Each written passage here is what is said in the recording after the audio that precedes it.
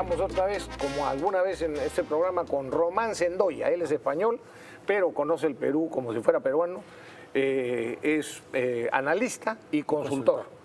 Y yo quiero empezar de frente, bueno, dándote la bienvenida, Román. Buenas noches. Y hace unos meses, 2 meses creo que no venías al Perú. 2 meses, bueno, exacto. ¿Cómo has encontrado a nuestro país? Mal. A ver, ¿por qué? ¿Por qué? A ver. Preocupante. A ver, suelta. Porque se ha instalado de manera permanente la violación constante de los derechos constitucionales. Hay una improvisación y hay una situación de enorme riesgo que nadie la está parando. Es decir, tenemos un decreto de urgencia, que era como un yogur con fecha de caducidad que estaba en el frigorífico. Abrías la puerta y veías la fecha. Ha llegado la fecha de la caducidad y el decreto de urgencia, que cometió muchísimos errores... Se llama el 003. El 003, se va a resolver con un decreto de más urgencia.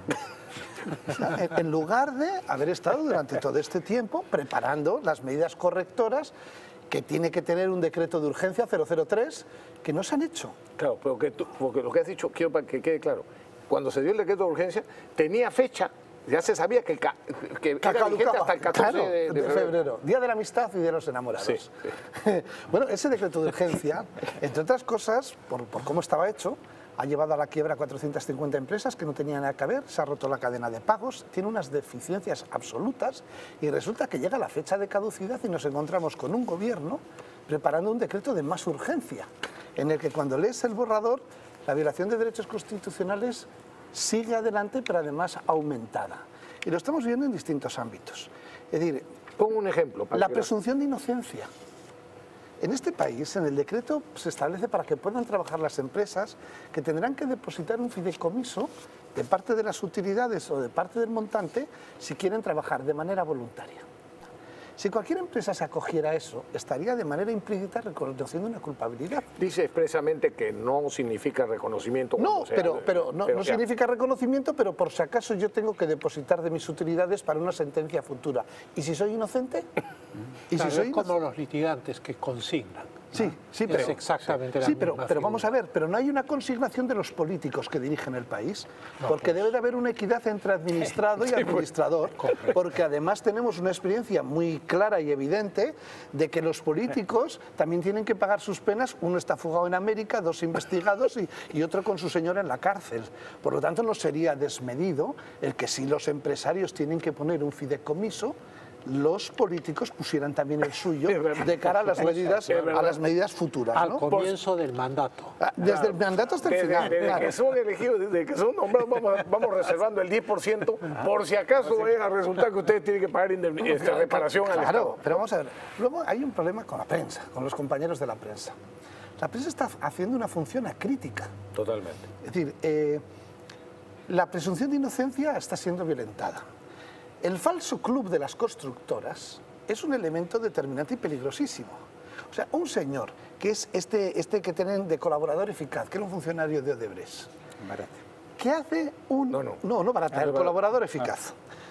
Hace una declaración sobre Odebrecht que es eximente para Odebrecht, en la que dice, oiga, aquí hay un club de constructores que no se sabe cuál es, ni cómo funciona, ni cuáles son los miembros, a preguntas que se le hacen al señor, y entrega la lista de las 30 constructoras que están en Capeco y las personas que lo representan. Y dice, bueno, ahí se amañaban los concursos, pero mire, Odebrecht no era parte de esto, era un miembro pasivo, porque esas obras no le interesaban y no participaba en ellas. Entonces es un eximente. Entonces, la Fiscalía, en lugar de decir, bueno, este es un relato de un señor que viene aquí a embrunarnos, compra la idea del club de las constructoras y las convierte a todas en culpables.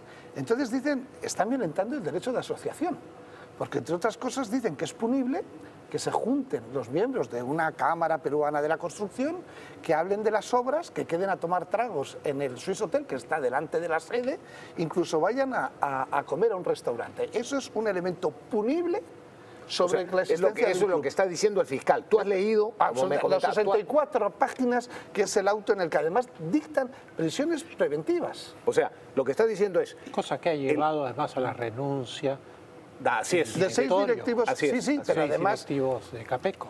Porque el parte de Capeco considera culpables a sus demás socios en lugar de defenderlos.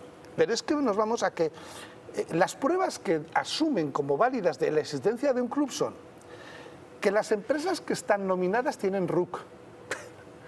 O sea, comprueban, Menos mal. existe. Menos mal, claro. Menos mal que cumplen con los mandatos administrativos que les obliga el Estado. Y que de la lista de 30 empresas, este señor de Odebrecht solo conocía 5 o 6, porque solo cita 5 o 6 nombres como representantes y los demás son desconocidos. Efectivamente tienen la identidad que tienen y son representantes de sus empresas. O sea, es lo que confirma el fiscal. Como si O fuera sea, prueba. verdades de perogrullo. Sí, bueno, hechos evidentes porque lo que sería grave es que los representantes Es que no fueran no fuese así, representantes claro. y las empresas no tuvieran RUC. Es decir, aquí se convierte en punible lo que es la obligación administrativa con el Estado. O sea, cumplir la ley. Sí. Y luego se violan el derecho de asociación y de reunión. Es decir, ¿qué van a hacer unos señores que van a una reunión, después de la reunión tomar unos tragos? O sea, si de aquí ahora se nos ocurre irnos a tomar una cerveza, ojo, que podemos estar siendo una organización delictiva. 4 personas que hacen televisión, el club de la tele, y estaremos conspirando. Es Pero más, nos hemos llamado por teléfono para quedar. A coordinar. Esa es otra. ¿no? Eso es otra prueba evidente de que somos pero punibles. hay que tener en cuenta que esto viene de hace muchos años. Hay un temperamento de acusar, señalar con el dedo en base a recortes de periódicos, Exactamente. en base a Exactamente. dichos, sin ninguna prueba. Exactamente. Ese es el Y problema. la gente es investigada durante años sin ninguna prueba material Y en su contra. con un abuso- Hay casos que son reales, pero hay otros en el cual las personas son inocentes. Y con un abuso muy grave de la utilización de la prisión preventiva.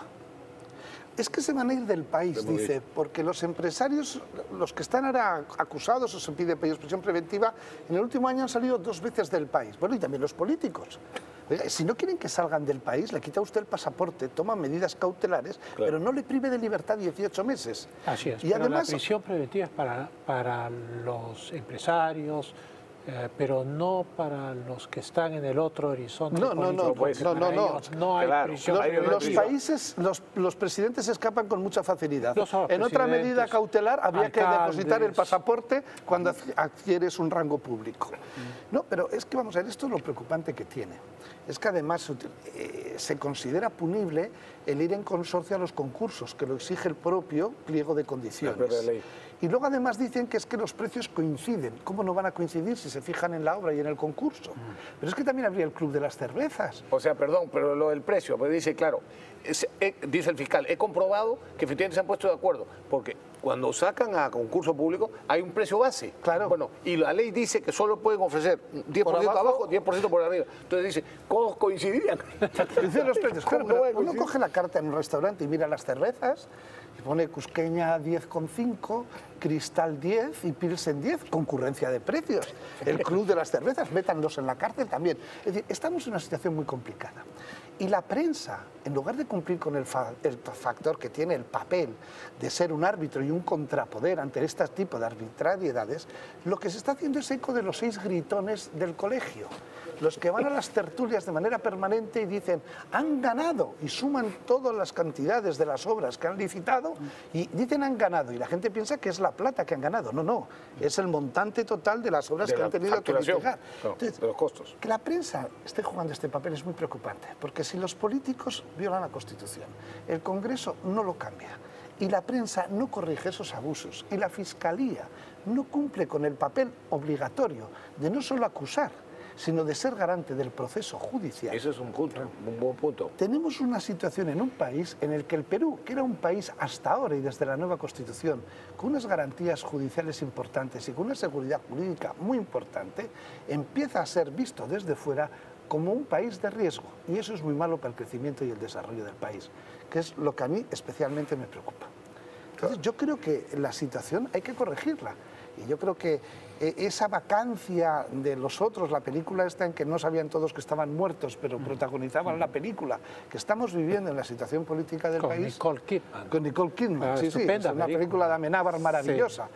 Bueno, pues es la situación en la que venimos. Yo llevo aquí 4 días y hablas todo el mundo y te dicen, bueno, es que estamos sin presidente, ¿cuánto va a durar? Ay, yo creo que las Between y estas casas de apuestas podían organizar una timba de apuestas. Bueno, dicen que las casas de apuestas son más precisas en los pronósticos que las encuestas. Por No me supuesto, digas. sí, Ah, sí, sí. no, sí, sí, manejan mucho mejor Está los datos. comprobado. Caray. Maneja mucho mejor los datos. No, pero esa es la situación que me he encontrado después de estos 2 meses. Es lo más fuera lúcido del que he país. escuchado, lamentablemente, porque es una radiografía bastante objetiva de lo que está pasando en el Perú y de los preocupados que debemos estar los peruanos, a lo que se añade las cosas que hemos comentado antes Es de que el otros Perú temas. se ha hundido en la sospecha, en la cultura de la sospecha Exactamente. y la discordia. Exactamente. Y se ha levantado una caza al rico, al empresario. También. Y luego, pero es que se empieza por ahí y acabamos como el verso de Bertolt Brecht, que vinieron por los judíos, como yo era judío no hice nada, luego por los gitanos, como yo no era gitano no hice nada, luego vinieron a por mí y ya no había nadie para que hiciera algo. Yo creo que nos tenemos que poner de frente a esta situación, revisar, no caer en las trampas de que un señor se invente un club de la construcción y todos lo repitamos como papagayos sin preguntarnos qué club, qué normas tenías, quiénes lo manejaban, y el propio denunciante dice, no lo sé, sospecho, me imagino.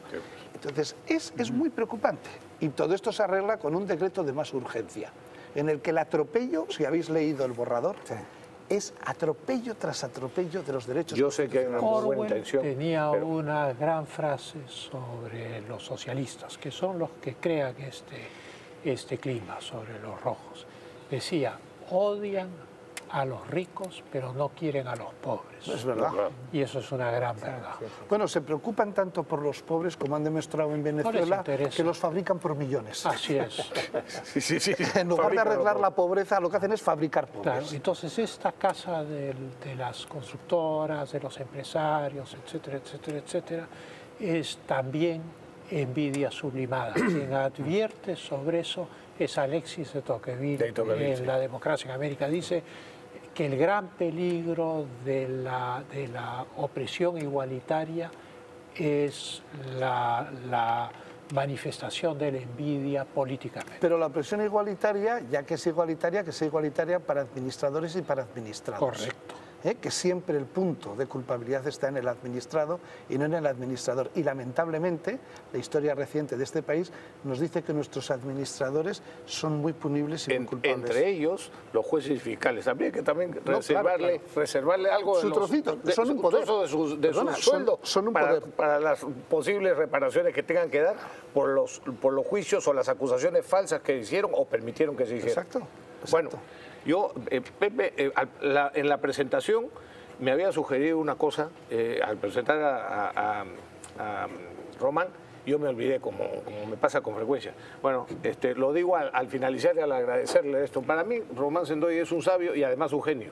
Todavía falta, Voy a venir más. Todavía falta. ¿Qué pasaría en España si la Corte Europea de Derechos Humanos les dice que su constitución vale un pimiento y que ellos se van a ocupar de ese tema?